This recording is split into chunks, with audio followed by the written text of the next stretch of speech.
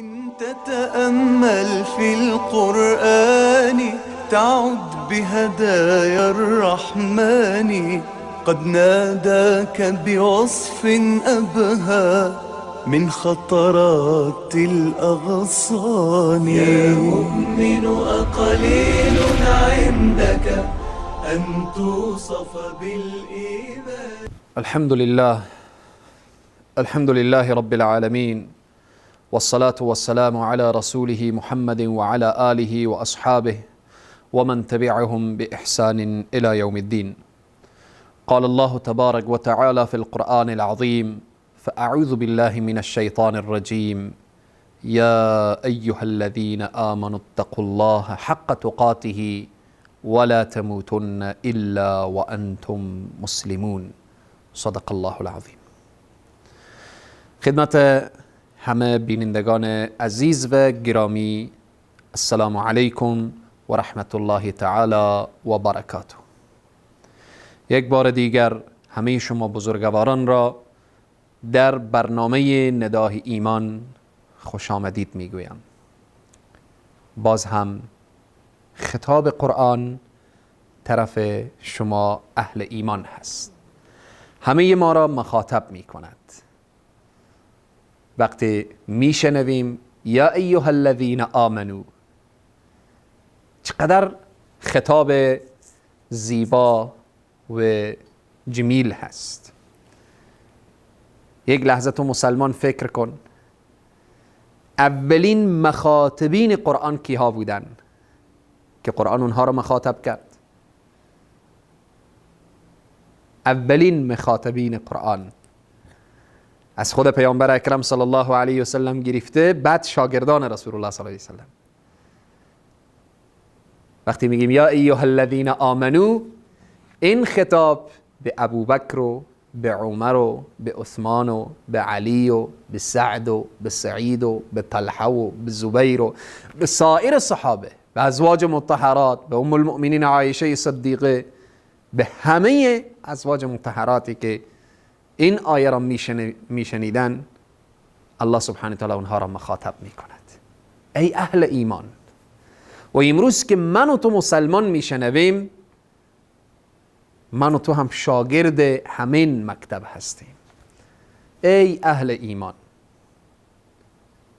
یا ایها الذین آمنو، ای اهل ایمان، اتقوا الله حق تقاته، بترسید از خدا به او طریقی که شایسته هست، که حق تقوا ادا شود. ولا تموتن الا وانتم مسلمون، نمیرید شما مگر اینکه وقتی میمیرید مسلمان باشید. ای اهل ایمان، نعمت اسلام، نعمت ایمان برای شما عطا شده. متوجه باشید که با این ایمانی که دارید از دنیا بروید. این ایمان هست که شما را به فوز و فلاح و رستگاری. و بعد میفرماید یا ایها الذین آمنو اتقوا الله، تقوا را پیشه خود بسازید. تقوا هست که انسان کامل میگرداند. آیات زیادی داریم که الله سبحانه و تعالی اشاره میکند که اتقوا الله، بترسید از خدا. ترسیدن از خداوند انسان را متقی می کند. انسان که متقی شد به نزد الله ارزش پیدا می کند. چی کسی به نزد الله ارزش داره؟ ان اکرمکم عند الله اتقاکم، بهترین شما به نزد الله سبحانه و تعالی با تقوا ترین شماست. یا ایها الذین آمنو، خطاب همه مؤمنین هست، اما درجات مؤمنین متفاوت هست. کدام درجه به نزد الله بالاتر و والاتر هست؟ کدام بنده محبوب پروردگار هست؟ کدام بنده به نزد الله ارزش پیدا می کند؟ کسی که تقوای بیشتری داشته باشد، خدا ترسی بیشتری داشته باشد. این آیه وقتی میگه اتقوا الله، موها به بدن انسان سیخ شود. وقتی تقوا در زندگی آمد، وقتی انسان یک لحظه با این آیه که یا ایها الذین آمنو، ای اهل ایمان، شما تقوا را پیشه خود بسازید، متقی شوید، حق تقوا را او طوری که الله شایسته هست از او بترسید. خب خیلی مشکله. خب تفسیر قرآن بالقرآن هست. چگونه از الله سبحانه و تعالی بترسیم؟ فاتقوا الله ما استطعتم، اندازه استطاعت هست. ما اطاعت و فرمانبرداری به اندازه استطاعتی که الله به ما داده انجام میدیم و از استطاعت ما به بالاتر هم الله نخواسته. به اندازه‌ای که استطاعت داریم، لا یکلف الله نفسا الا وسعها. پس وقتی تقوا آمد، ثمره تقوا، نتیجه تقوا چی میشه؟ و من یتق الله، و من یتق الله، کسی که از الله بترسه. ای اهل ایمان، ای مؤمنین، ای پیروان و شاگردان مکتب قرآن، وقتی از الله ترسیدید نتیجهش چی میشه؟ تقوا داشتید نتیجهش چی میشه؟ و من یتق الله یجعل له مخرجا، و من یتق الله یجعل له مخرجا و یرزقه من حیث لا یحتسب. الله درهای باز میکنه، درهای خیر و برکت، درهای فراوانی رزق و روزی.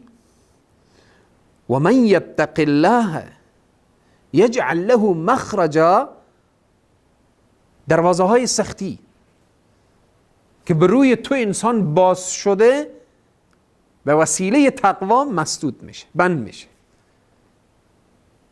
و مخرج های بالاخره که مشکلات همه میره کنار و خیر و برکت و فراوانی میآیه.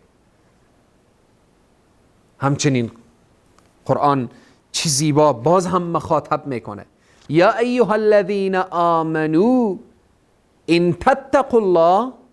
آیه پیشتر گفت یا ایها الذین آمنوا اتقوا الله حق تقاته، باز هم مخاطب آیه دیگر قرآن که خطاب به تو اهل ایمان هست، یا ایها الذین آمنو ان تتقوا الله، اگر تقوا را پیشه خود ساختید، یجعل لکم فرقانا، الله برای تو قوه بصیرت میدهد. بعضی وقت فرق بین حق و باطل، فرق بین خیر و شر، فرق بین خوبی و بدی، فرق بین فوز و فلاح و رستگاری و یعنی شقاوت و بدبختی، فرق میگذاری بین خوب و بد. چی وقت این قوه تشخیص برای تو پیدا میشه؟ یا ایها الذین آمنو، یا ایها الذین آمنو ان تتقوا الله، اگر تقوا رو پیشه خود ساختید. اگر متقی نبودید نمیدانید. انسانی که متقی نباشه میبینیم خیلی کارهای زشت و ناروایی را انجام میده، به حرام خوردن قدم میگذاره، به کارهای زشت قدم میگذاره، به کارهای ناروا قدم میگذاره، چون نمیفهمه، نمیدانه. مسلمان هست، مؤمن هست، ایمان داره، جز اهل ایمان هست، ولی قوه بصیرت نداره که فرق بگذاره بین خوب و بد. این قوه بصیرت چی وقت برای انسان داده میشه؟ برای تو اهل ایمان چی وقت داده میشه؟ این تتقوا الله، زمانی که متقی بشی. قرآن به این واسطه میخواه شاگردان خود، پیروان خود را، اونها را بفهمانه که از چی راهی قوه بصیرت به دست میآیه. او قوه‌ای که فرق بین خوب و بد را، بین خیر و شر را تشخیص بده، بین ثواب و گناه را تشخیص بده، او قوه‌ای که تقوا هست. ای اهل ایمان، یا ایها الذین آمنو ان تتقوا الله، اگر شما پرهیزگار شوید، یجعل لکم فرقانا، میگردانه برای شما فرقانا، یعنی قوه بصیرت برای شما میده که شما فرق میگذارید و فرق کننده میشوید بین حق و باطل. الله سبحانه و تعالی همه ما را متقی بگردانه.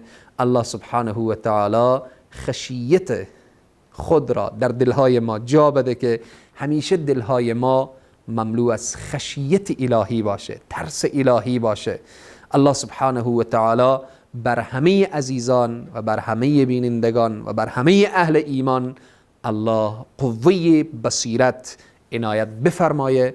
الله سبحانه و تعالی او چیزی که فرقانا گفته بر همه ما عنایت بفرمایه. خدای تبارک و تعالی توفیق بده که ما عامل خوبی به قرآن باشیم. وقتی میگه یا ایها الذین آمنو، ما سر تا پا گوش باشیم و بشنویم و عمل بنماییم. خدای تبارک و تعالی ما را عامل به قرآن، عامل به سنت نبی کریم صلی الله علیه وسلم بگرداند.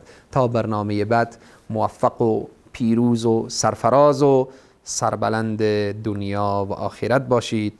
والسلام علیکم و رحمت الله تعالی و برکاته.